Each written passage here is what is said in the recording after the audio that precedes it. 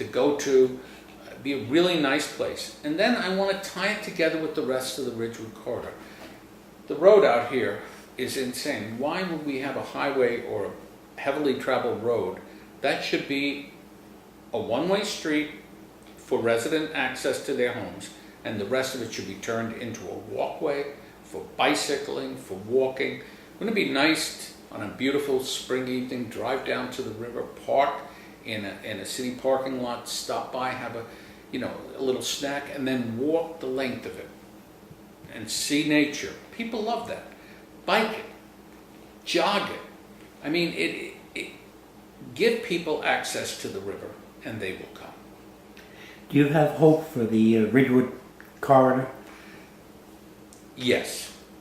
There is no reason that the Ridgewood corridor cannot be redeveloped other than our own unwillingness to do it. We have a couple of serious problems with it. We have buildings. A lot of the buildings are on small little lots. It's very hard for developers, for someone to come in and put a business because they have to buy 3 or 4, and it's very hard to negotiate with 3 or 4 different people. But the city can do a lot to assist at not a lot of money. And one of the things we're doing right now is we're going to start, as properties come available cheaply, we'll buy them. We'll put them together with other properties into business-sized lots and then resell them and provide the type of structures needed along here. I think this can be, and if you go anywhere, I was just over in St. Petersburg. That river, their waterfront, bayfront is gorgeous. We could have the same here. Just needs a little effort, a little thought. So I'm very up on it if we do it. Got to deal with crime. We have far too much crime in this district. We got to deal with it. And I want to tell you, after 3 years of screaming about it, I am seeing a reduction in the crime rates over here. They're putting more police presence here. We still need more than we have, but they're beginning to do something. We're working over now in some of the older mobile home communities to stabilize those. We are now doing serious code enforcement along here, and it's really beginning to make a difference. It doesn't look as junky as it did for a while.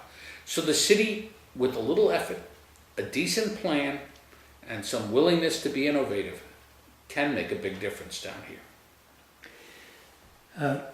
Do you think that CRAs are good for the citizens? Or would you think there's an inherent problem with CRAs? CRAs have a good side and have a bad side. I've looked at both, and my current feeling about them is the bads outweigh the goods. And let me explain that. First of all, Port Orange, CRAs allow government to do sometimes silly stuff that they shouldn't do, like what we did with Riverwalk. We made insane purchases. We basically wasted a huge amount of city funds and residents' tax dollars. Number 2, Port Orange is a net loser on the CRA thing, because realize our CRA is a cheapskate. It doesn't generate much money. There are other CRAs around the county which are generating huge amounts of money. That's money not going into the county tax rate, which means then the county has to charge us higher to make up the difference. CRAs, I wouldn't have known it if I hadn't worked with them, but they tend, because it's seen as found fund money, to be spent poorly. And if you look at a history, they're throwing parties down in New Smyrna with the money. I mean, this isn't what we should be doing with tax money.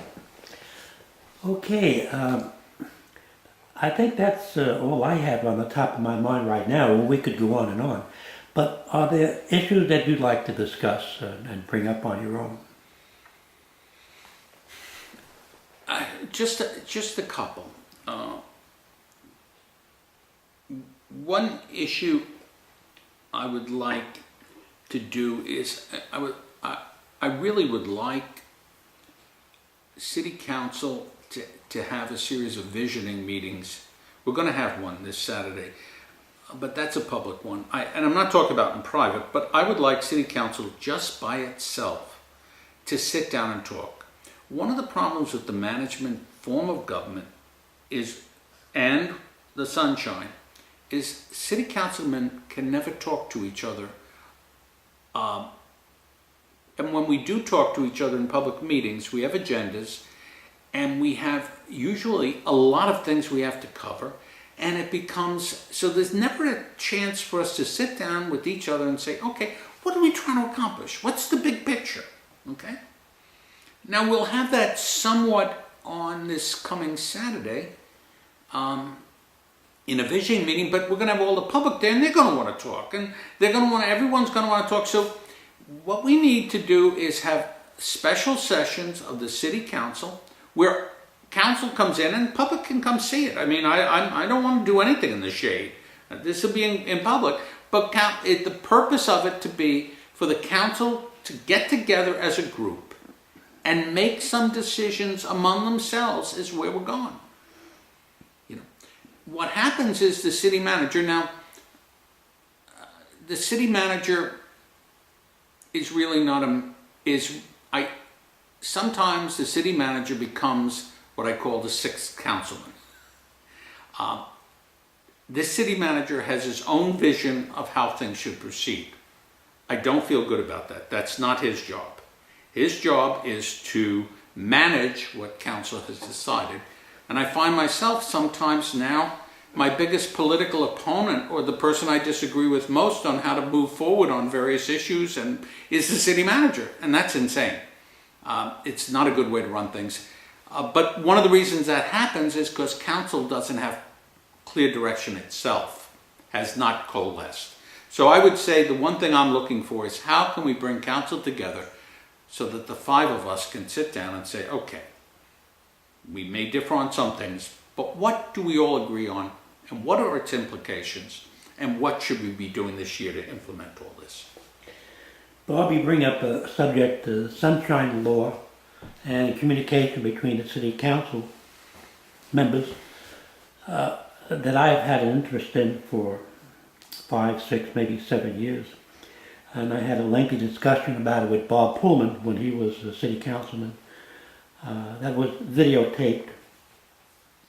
And what I've seen is reluctance from city council members to state frankly what the problems are as they see it and what the solutions need to be, as you are doing. And I'm so happy that you are on the city council and providing that kind of fresh air that we all need. Years ago, I sent an email to the city council accusing them of staging a type of opera, city council meetings that to me seemed like they were all rehearsed somehow. And I was getting interested in how do you rehearse the city council before you come public. But there was no disagreement. There was no explanation as to why people were voting, and there was no pros, there was no cons. It just like went through a scenario. And I had told them that in this day and age that we want transparency, that this is not going to fly, this is going to catch up with the city council. Yeah, I'm saying I told you so, I believe it has.